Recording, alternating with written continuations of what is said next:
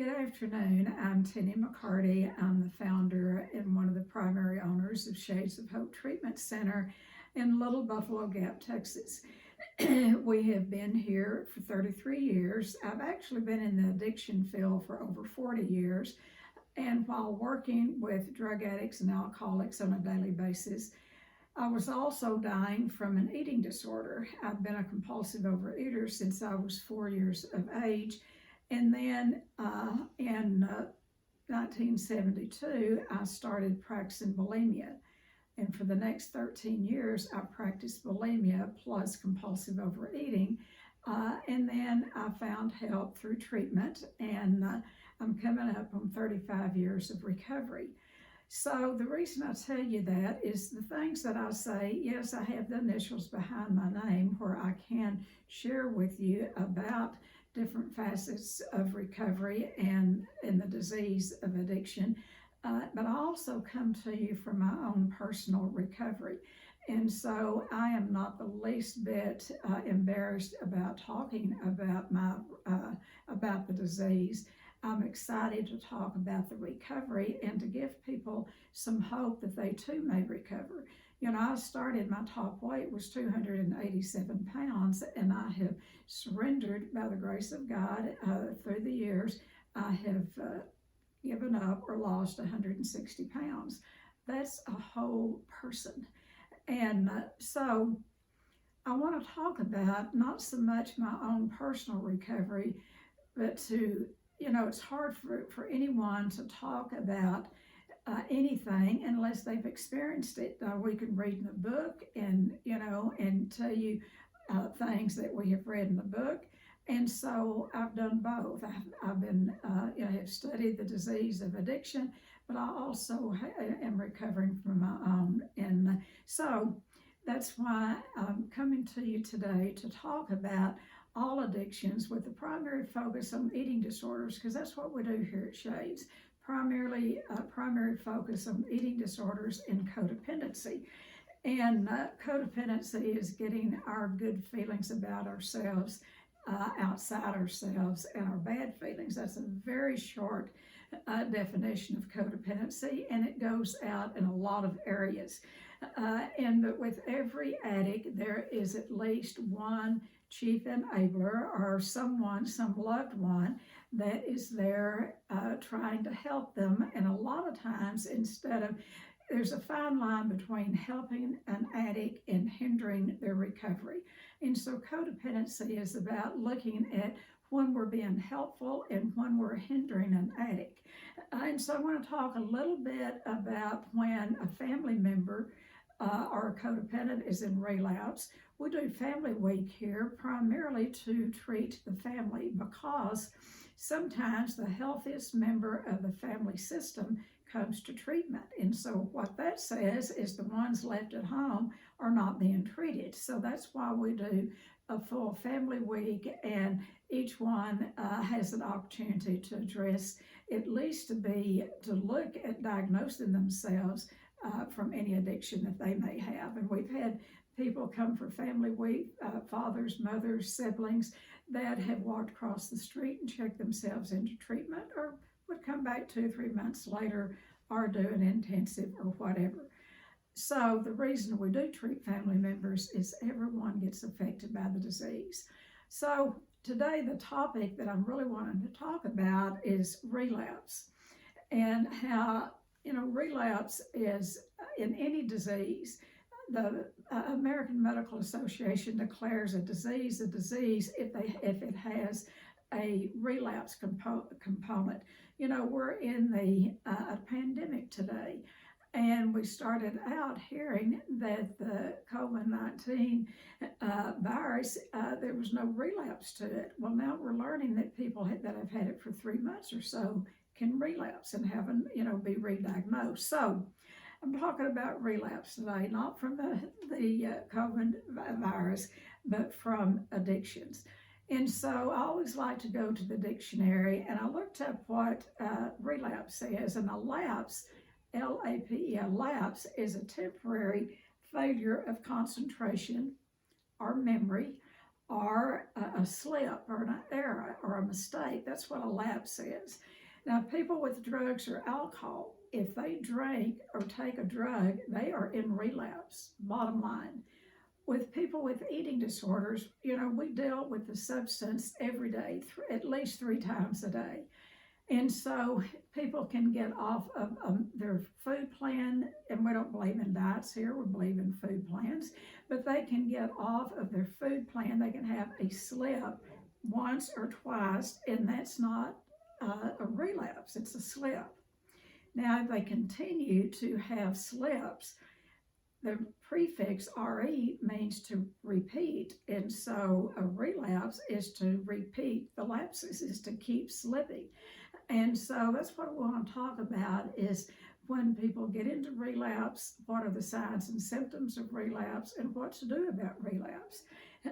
And I could spend hours on this, and I'm not, because you're probably about as impatient as I am when I start looking at a video. I want them to get to the point, find something that I can take away, a nugget, and then, and be through with it, because our time is valuable. So I'm going to get right into some highlights of relapse. One of the things that I want to talk about is, yes, there is a pandemic today in our country, but there is an epidemic in our country of obesity. Obesity has the highest rate of any country. Yep, highest rate. Plus, it has the least amount of recovery. And there's 42%, don't take my word for it, you can look it up, very simple. 42% of Americans today have obesity. And that was my disease, was obesity, and then I lost some weight and I picked up bulimia, and so together that is what my eating disorder looked like. But obesity is not even, it's considered a disease only because it's connected to not the disease of overeating itself, but what it produces, such as diabetes, heart disease. The body begins to break down with arthritis. The body is not designed to carry 100+ pounds around every day like I did. I was an old woman in my early 30s, carrying that much weight around. I'm 77 years old today, and I can do more today at the weight that I am, which I don't mind. And there's, much more than the number on the scale, but I stay at about 127, 128 pounds, and that's unheard of. I never dreamed I could get there. And that's been going on now for almost 35 years. So it is possible for people to recover from any eating disorder, including obesity. But the main thing with obesity, it needs to be declared a disease, freestanding, because an eating disorder of any kind is twofold. It very definitely has a physical component.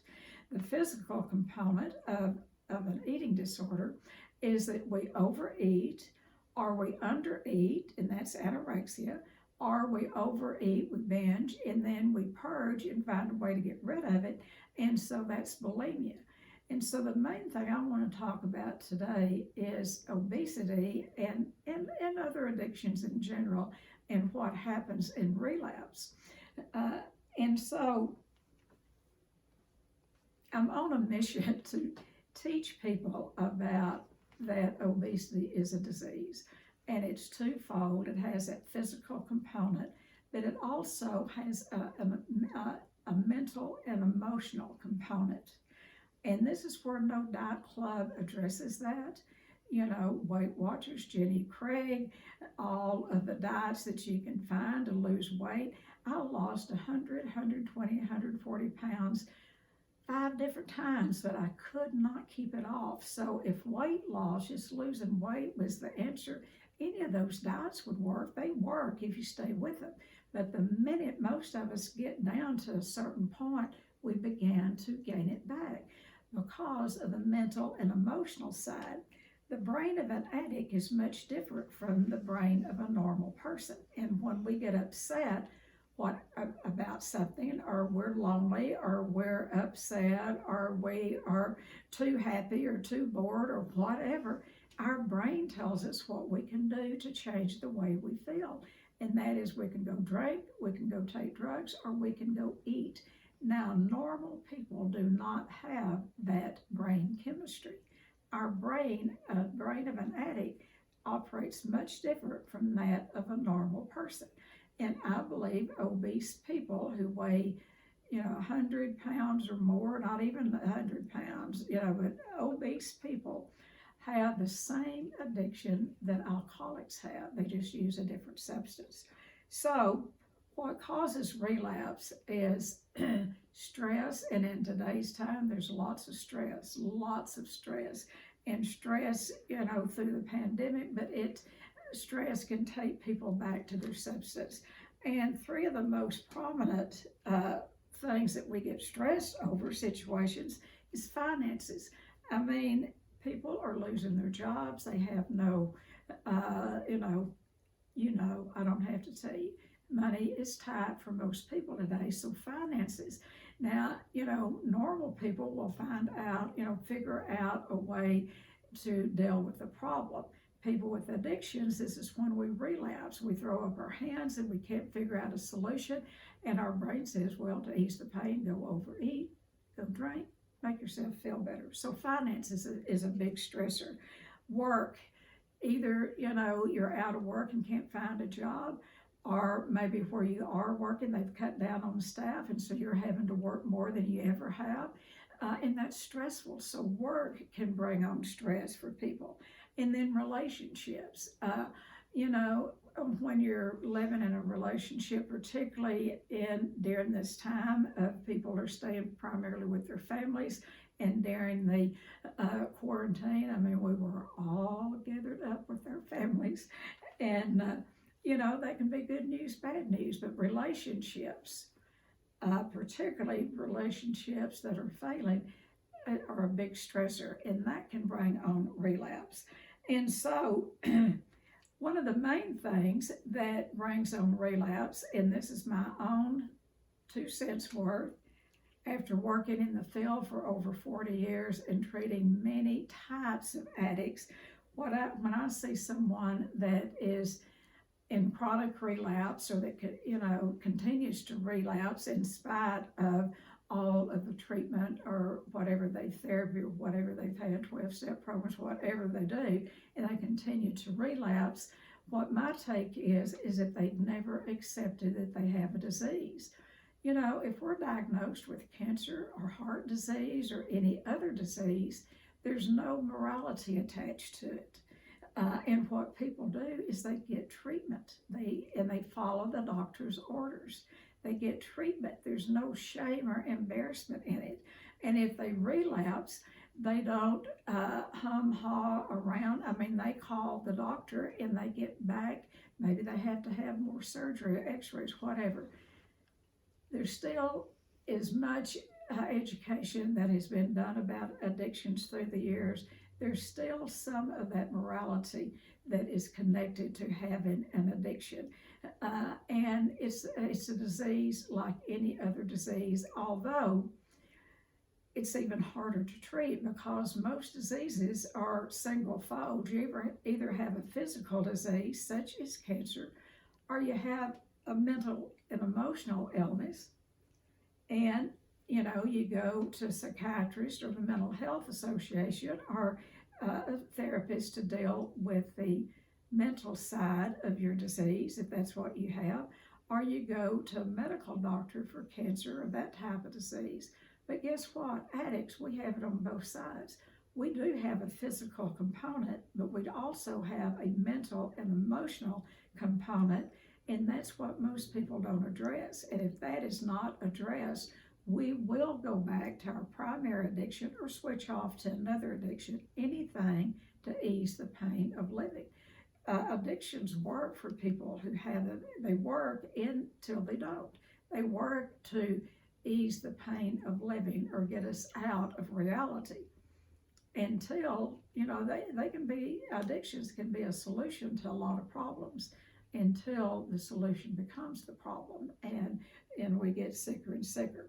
Okay, I briefly want to go over through some signs and symptoms.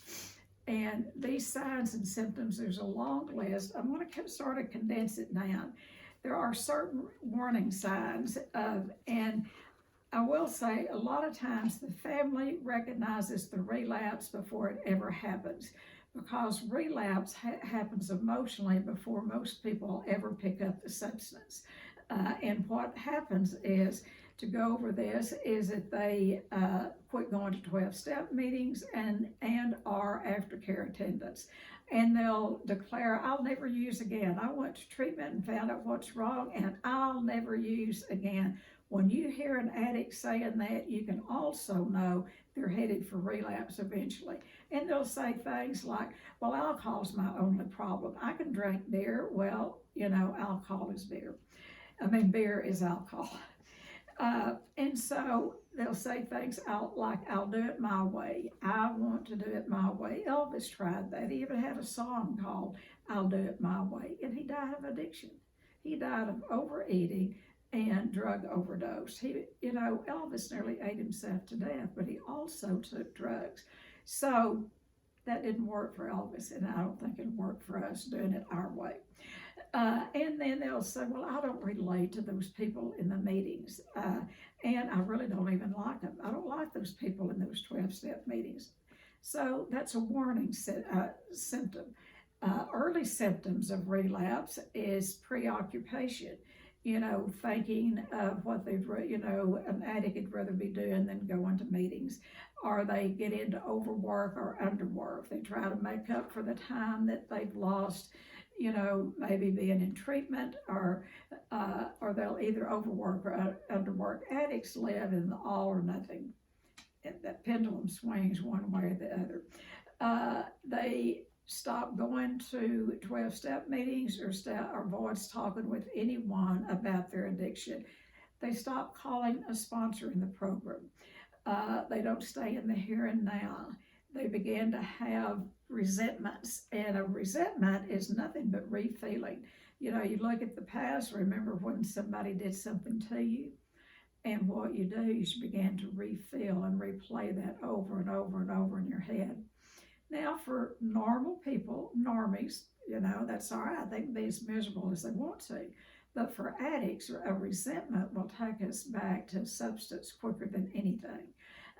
And so, we have to be aware of having resentments, and there's a way through the 12 steps to get rid of them. And then we began to envy people who can drink, or who can, have a glass of wine at dinner, or can eat anything off the menu when they go out to eat. So we start envying people like that. And then we quit being grateful. Gratitude diminishes. And so those are early symptoms. Then we get to mid-stage symptoms.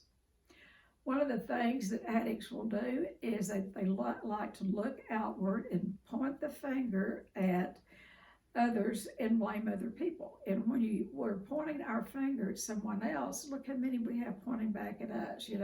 I've got one pointing at you and three pointing back at me.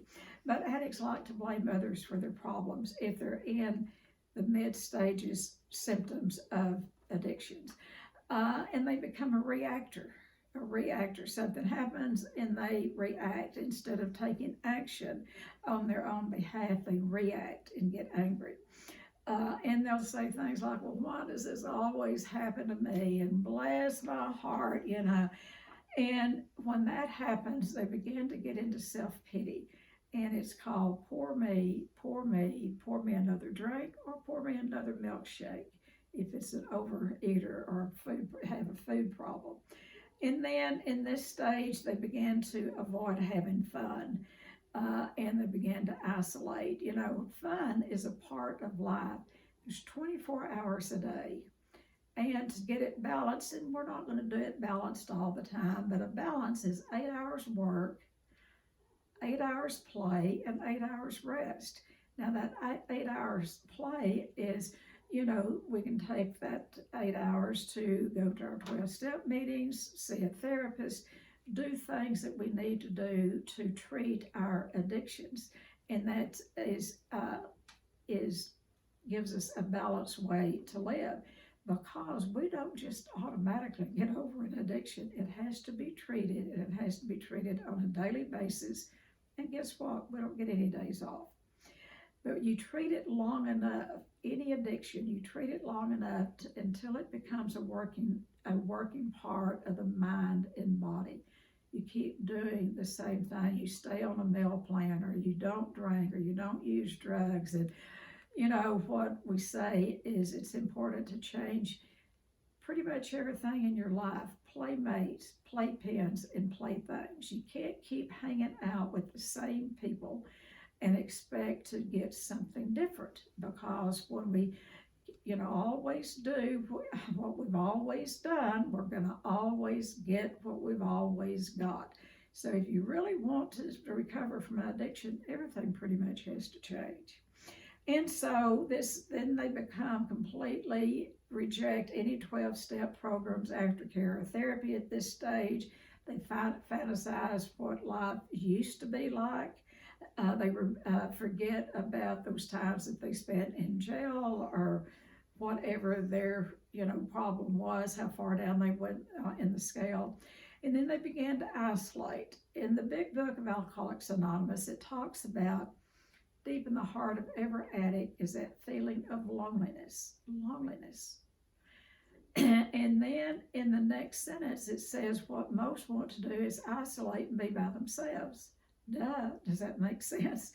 We want to pull off and be by ourselves, and it's like we want to nurse our wounds because we feel like that we have it worse than anybody. That's that feeling sorry for ourselves, that isolation. And then feels depressed, and that says, well, what's the use? I'm probably never going to get better. And then the advanced symptoms. They stop going to meetings and aftercare altogether. Changes in sleep patterns. They either want to sleep all the time, that's depression, is set in, or can't sleep at all, one or the other. So they stay awake at night and worry about all the things, bills, jobs, all of that. And so sleep patterns change. They get very critical of others. And then again, this loneliness appears. And their plans began to fail. All these big plans that they had when they got out of treatment or when they first got into recovery, all of them began to fail for one reason: they're not taking action. And so they avoid talking about the problem, particularly with people, family members who love and care about them, or people in the program, or a counselor. They stop talking about the problem. And then they convince themselves, well, I'm not an addict, I was just misdiagnosed. Now, and then it becomes secretive. This is when the addict begins, they're getting ready to use. See, up until now, they have never reached for the substance. This is all before the relapse takes place. And so when they began to be secretive, start hiding out, what they do is they set up situations where they can use. And the family members will usually notice these symptoms before the addict is ever aware that they're into relapse. And this is where a family member, if they're, doing their own recovery, like through Al-Anon family groups or through Codependency Anonymous, and they're looking at their part, a family member can lovingly confront the addict about, not in a shaming way. Here at Shades, we have a confrontation format. It's very, helpful. Like if you have a loved one that is that you see that's aiming toward relapse, and you have a fear that they're going to go off the deep end and go back to using, you can simply say, let's say a husband or wife, just say, honey, when I see you not going to your meetings, your regular meetings, what I think or make up about that is that you might be losing contact with people that are helpful and that you're headed for relapse. And I allow myself to feel pain and some anger and some fear. And what I would like for you to, need or want you to do, this is a behavior change request. We don't always get this, but we can ask for it. What I request is that you get back going to your meetings and doing what you did, honey, when you first got out of treatment, because you were so happy then. And then what I intend to do is I'm going to set a boundary. I'm going to take care of myself and the children. I'm going to my Al-Anon meeting or CODA meeting, and I'm going to go get a massage. That's what I'm going to do to take care of myself. I'm going to do my own self-care. I might even get a pedicure and a manicure. And that's what a confrontation is, but we have to be willing to take action on our part and do this out of love, not out of anger. And that's where the family needs to look at their own side of the street and get help themselves. So the signs and symptoms of the family member is by and large pretty much the same as the addict. But the sad part about codependency is, when they love someone dearly that's an addict, and it's okay to love an addict. It really is okay to love an addict. Just don't love them to death. And how you can love them to death is enable them to stay sick. And, it's okay to be loving and caring. It's the way that we go about it. Taking responsibility off of them that needs to be theirs. And so the sad part, like I said, about being codependent, if we don't get some real help ourselves, the bottom line for codependency can be suicide. There is a higher rate of suicide in family members of addicts than there is of addicts themselves, because, see, addicts in recovery have a way out. And family members, unless they get their own help, and a lot of family members resent having to get help themselves, because after all, they'll say, well, they have the problem. She has the problem. He has the problem. But addiction affects every person in the family system. So that's why we do Family Week here, and address all of the whole family. The largest family that we've ever treated at one time had 16 members. And out of those 16 members, and that's been over 30 years ago, every one of those people found a way to recover. And it always amazes me, it still amazes me about that family. And we've had many, many families that the whole family system has gotten help. So I hope this has been helpful. The thing about it is, if you are a family member and you're focusing all your energy on the addict, you're into codependency. And it is about take your eyes off the addict, put it on yourself. And, there is a spiritual component to treating any addiction, including codependency. It's about, first of all, be convinced that you have the problem. That's the first thing we have to do, is examine what is the problem. And if we have the problem, what is the solution? We believe that it has a spiritual component, because we believe that addicts make their addiction the god of their understanding. We began to worship the substance. Family members began to worship the addict. That's where they put all of their focus. So we believe that there must be a spiritual component, and that is finding a way to enlist the aid of a power greater than yourself. Most of us choose to call that power God. And God can and will heal any area of our life that we're willing to surrender to Him. So it's about figuring out what is the problem.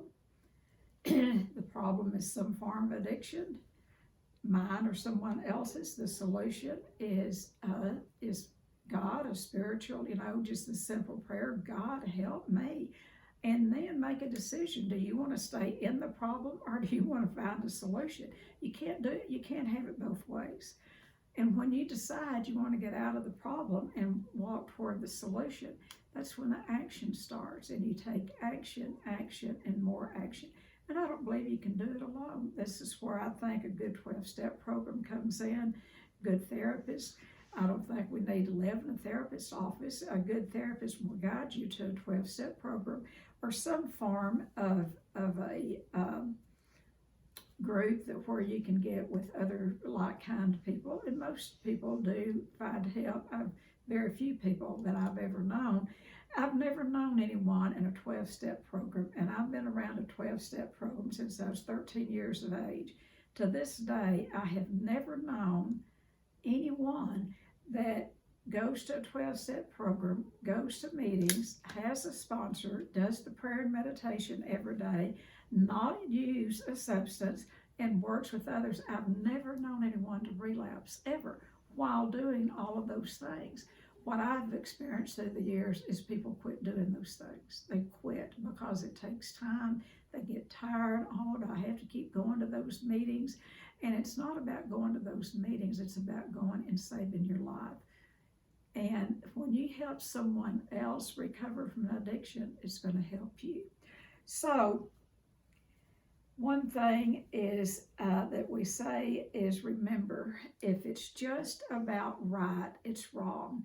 If you're doing just enough towards your recovery to kind of slide by, if it's just about right, it's wrong. It's about getting honest with what you're doing with someone. Because if we can share the negative things in our life, it's cut in half. When we share the joys, it's doubled. And that's why we need to have safe people, 2 or 3, 4 people in our safety net, that when we get in a bad place and get, particularly for addicts, and we have those symptoms, signs and symptoms of relapse, we need a safety net of people that can catch us when they see us going down in a loving way. So remember that half measures avail us nothing. You know, we can do the program halfway, and that's what you're going to get. You're going to get it, you know, however much action or time you put into recovery, that's what you're going to get. So I hope this is helpful. And, you know, some of the things that we offer at Shades is I'm back doing some work. I kind of retire and go back to work, and I love what I do. And I can probably do this till I'm old. So one of the things I'm doing is some phone sessions on Thursdays. I spend most of the day, and people call the office and they commit to 6 sessions, and we've had a lot of, I say we, because the clients and I, you know, I'm the teacher, I give them assignments, they do them, and we've seen lots of results. And so I'm really been excited about working with folks because they really want to recover, and they're willing to do whatever it takes to go toward recovery. And so we have the phone sessions going. And then I also do an intensive once a month, and it's really breaking free from codependency or from problems of the past. One of the things, if you've got big feelings, if it's hysterical, it's pretty much historical. And so that's what we do in the intensive, to look at what that baggage is that you're carrying, so you can clear that away and be more free to where you don't need a substance to use. And then we have 42-day program at Shades, and that's for people that have failed at outpatient. You know, a good outpatient program can work, but if you fail in that, then probably inpatient is the route, maybe, you know, could be the route that you might want to go. So I hope this has been helpful. Call us if you need us. The number is 325-572-3843. There is an 800 number, and guess what? I can't remember it. I'm not old, I'm 77, but you know, they say the memory's the first to go. So thanks for listening. Call us if we can help. Thank you.